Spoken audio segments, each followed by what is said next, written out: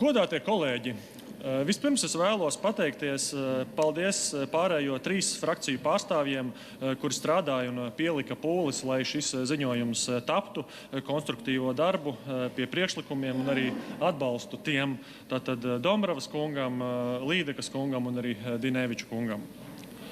Iesākumā es vēlos pateikt, ka mēs nevaram pieļaut daudzu Eiropas valstu imigrācijas kļūdas. Kā rezultātā tur 20, 30 un 40 un pat vairāk procenti, kā kurā valstī, piedzimušo ir pirmās paaudzes imigrantu bērni. Latvijā tas ir mazāk nekā šās rādītājs, mazāk nekā 5%, un 80% jaundzimušo ir latvieši. Un tad tas ir ļoti svarīgi saglabāt šo vienveidu. Tātad nekontrolēta masveida imigrācija būtu draudz mūsu nacionālajai drošībai un nācijas eksistencei. Migrācijas nosacījumu ļaunprātīga izmantošana potenciāli var radīt nopietnus riskus un izaicinājumus, tā skaitā ēnu ekonomikas, drošības un sabiedriskās kārtības riskus, kā arī spriedzi sabiedrībā. Es vēlos teikt, ka labi, ka izmeklēšanas komisija nekonstatēja nekādas kriminālas darbības, īpaši saistītas ar valsts iestādēm, un imigrāciju kontrolējušās iestādes strādā pēc labākās sirdsapziņas un iespēju robežās.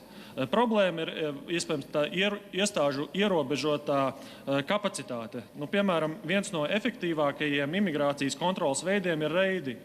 Un imigranti, kur viņi koncentrējas? Viņi koncentrējās valsts pilsētās, bet tieši tur valsts robežsardzes kapacitāte ir visierobežotākā.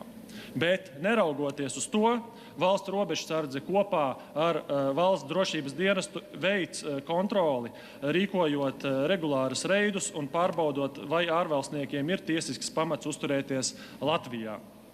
Par uzturēšanās atļaujām, termiņu uzturēšanas atļauju iegūšanu pret investīcijām, īpaši nekustamā īpašumā. Mēs konstatējam, ka šāds investīciju veids nav lietderīgs pastāvēt, un tā radītās problēmas ir lielākas nekā iespējamie ieguvumi. Šobrīd lielākais un redzamākais rops imigrācijā ir trešo valstu studenti ar citu patieso ieceļošanas mērķi un to nodarbinātība. Mēs gribam talantus, tas ir ļoti labi, bet realitātē dabūjam lielu tādu skaitu kurjeru uz ielām. Un nākotnē tad augstskolām, kam kvalitāte nav prioritāte, bet kas tikai pelna naudu ar trešo valstu studentu piesaisti, jārēķinās ar sekām, kas arī var novest līdz pat akreditācijas zaudēšanai. Augstākajā izglītībā absolūtai prioritātei ir jābūt studiju kvalitātei, un trešo valstu studentu īpatsvars nedrīkst būt liels attiecībā pret vietējiem vai Eiropas Savienības un NATO valstu studentiem. Prioritāri tagad ir Saeimai atbalstīt 3. lasījumā esošos grozījumus imigrācijas likumā. Daļu no priekšlikumiem Riharda Kozlovska un Dacis Melbārds vadītās ministrijas jau ar saviem priekšlikumiem iestrādājuši grozījumos. Iekšlietu ministrija un izglītības ministrijas sadarbojās un aktīvi sniedz priekšlikumus, kas fiktīvu studēšanu padarītu praktiski neiespējamu.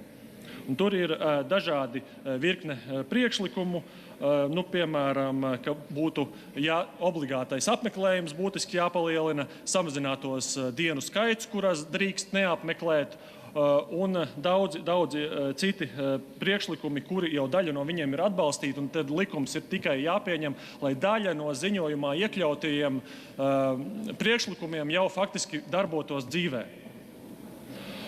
Bet šajā ziņojumā ir arī priekšlikumi, kuri vēl nav nekur iestrādāti, par tiem vēl būs jālemj.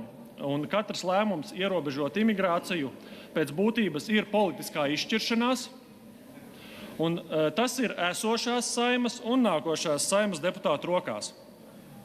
Un 4 Saeimas frakcijas ir spējušas vienoties oficiālā dokumentā par to, kāds ir to imigrācijas redzējums. Bet par imigrācijas ierobežošanu lēmumus ir jāpieņem Saeimā un valdībā. No diskusijām sociālajos tīklos ir jāiet prom. Laiks pieņemt reālus lēmumus un par tiem atbildēt. Paldies!